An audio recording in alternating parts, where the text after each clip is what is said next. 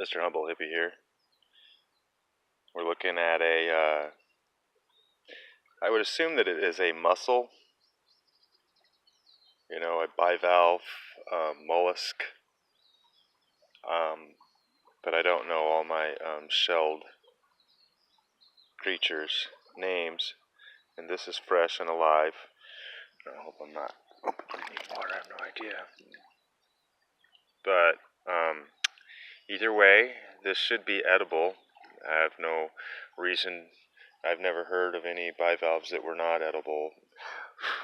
Actually, I guess I'm pretty naive on that. This isn't a subject as to whether or not this is edible. But if you were hungry, and then I would say that this would be like a clam or a mussel, and you would boil it. And that is typically how it could be prepared. Sorry if I'm babbling here, but again, I'm just in the river and showing you a quick video detail of foraging.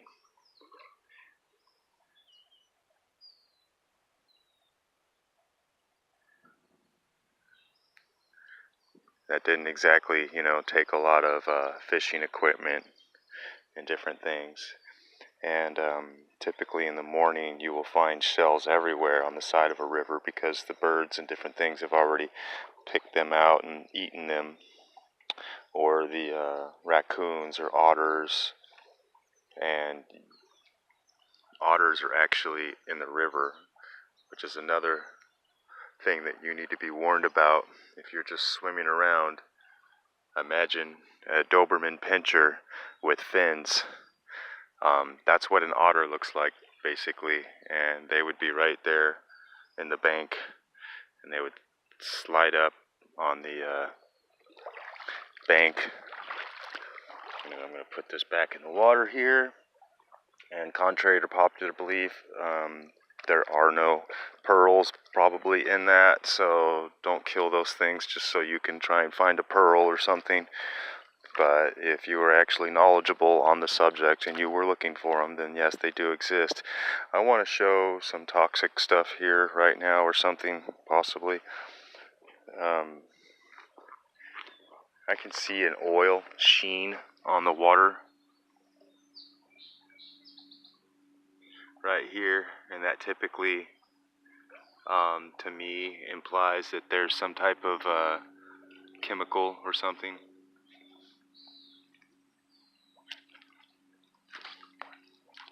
On the sides of these rivers of the Van Dusen and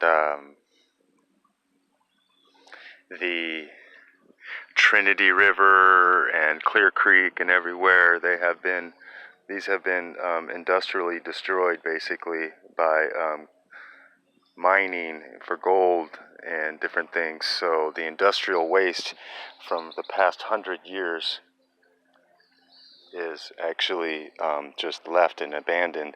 And so something like this, even though we are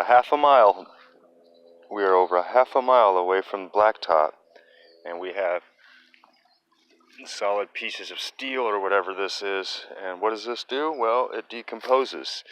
Most metals actually will just decompose. If buried, they will rust apart. But you see, the rust is now in the ground, and the rust might be leaching stuff, and that's a cigarette butt. So this right here is not natural. It's impossible for me to believe that actually it could be. Okay, I guess that could have been. I guess that was a rock and it was crushed. I mean, it sure looks like black asphalt to me. But either way, fishermen and people come down and dump their trash, basically, and it starts decomposing and puts the minerals and chemicals into the water. And right now, there's a lot of mold and stuff on the side of the waterways, and that's actually toxic and can hurt you or your animals, your dog.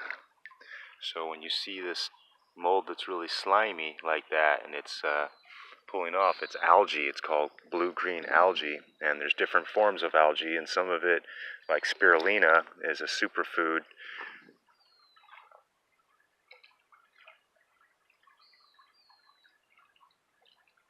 While other forms of it are extremely toxic. So be warned, this is actually a nice clean waterway, but typically in Northern California it's so bad and dangerous that they have warning signs telling you to stay out of the water and don't allow your animals to drink it. All right.